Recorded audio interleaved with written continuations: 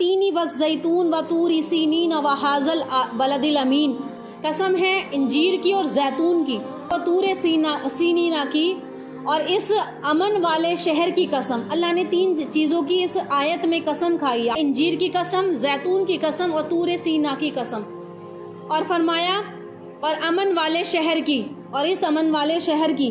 تو اس کی تفسیر میں بعض ائمہ کرام لکھتے ہیں، فرماتے ہیں کہ دراصل 3 مقامات مقدسہ کی اس میں قسم ہے، اس میں 3 مقامات کی قسم کھائی ہے جہاں پر اللہ رب العزت نے 3 علوم عظم پیغمبروں کو مبعوث فرمایا۔ 3 قسم کا مطلب یہ ہے کہ 3 پیغمبروں کو، بڑے بڑے پیغمبروں کو یہاں پر مبعوث فرمایا۔ پہلا مقام وہ ہے جہاں انجیر اور زیتون کی پیداوار ہوتی ہے، اور وہ ہے بیت المقدس، یعنی کہ یہ فلسطین کی سرزمین۔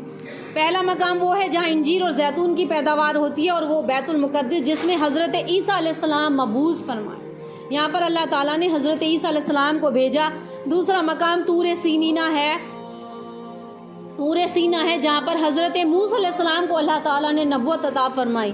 پہلا مقام حضرت عیسیٰ علیہ السلام کا، دوسرا مقام حضرت ابراہیم علیہ السلام کا، اور تیسرا مقام مکہ مکرمہ جس میں اللہ کہتا ہے کہ وَهَذَا الْبَلَدِ الْأَمِينِ، اور قسم ہے اس بابرکت شہر کی، کہ تیسرا مقام مکہ مکرمہ میں جہاں سید المرسلین احمد مصطفیٰ محمد مصطفیٰ صلی اللہ علیہ وسلم کو اللہ تعالیٰ نے پیدا فرمایا، مکہ مکرمہ۔ یہ سورہ اعراف کی آیت، اللہ فرماتے ہیں ہم نے اس قوم کو جسے کمزور تصور کیا جاتا تھا، ہم نے اس قوم کو جسے کمزور تصور کیا جاتا اس سرزمین کے مشرق اور مغرب کا وارث بنا دیا، جس میں ہم نے برکت رکھ دی ہے۔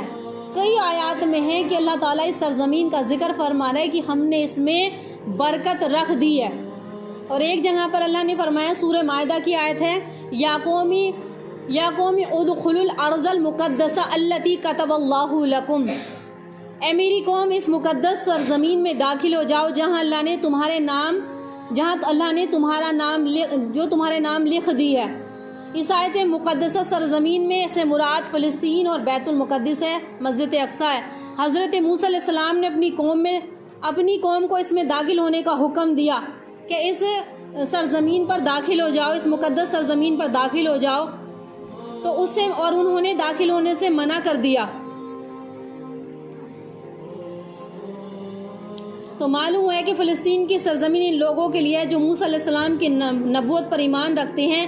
آگے آتا ہے کہ کون کون سے صحابی اس سرزمین مقدسہ پر جہاں پر انہوں نے سفر کیا، کون کون سے صحابی گئے۔ جن صحابہ اکرام نے مسجد اقصیٰ کی طرف سفر کیا تو وہ کون کون سے صحابی، سب سے پہلا نام آتا ہے حضرت عمر بن خطاب کا، انہوں نے بیت المسجد کو، مسجد اقصیٰ کو فتح کیا۔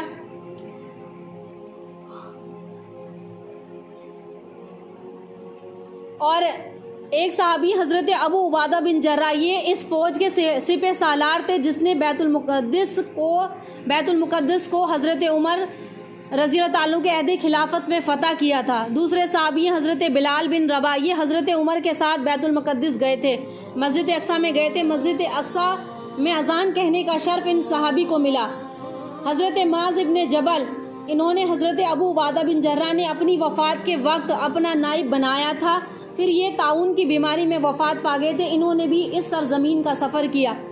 خالد بن ولید، عبداللہ بن سلام اور ابو ہریرہ رضی اللہ تعالیٰ عنہ جیسے بڑے بڑے جلیل و قدر صحابی یہ فتح بیت المقدس کے وقت وہاں پر موجود تھے۔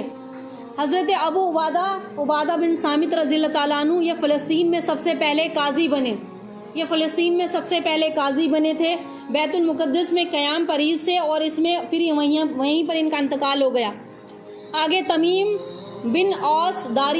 داری رضی اللہ تعالیٰ عنہ، یہ اسلام قبول کرنے سے پہلے فلسطین ہی کے رہائش، یہاں پر فلسطین کے علاقے میں بھی رہائش تھی ان کی، اسلام قبول کیا، اللہ کے رسول صلی اللہ علیہ وسلم کے ساتھ رہے، اور اس کے بعد کچھ عرصے تک بیت المقدس میں گورنر بنے۔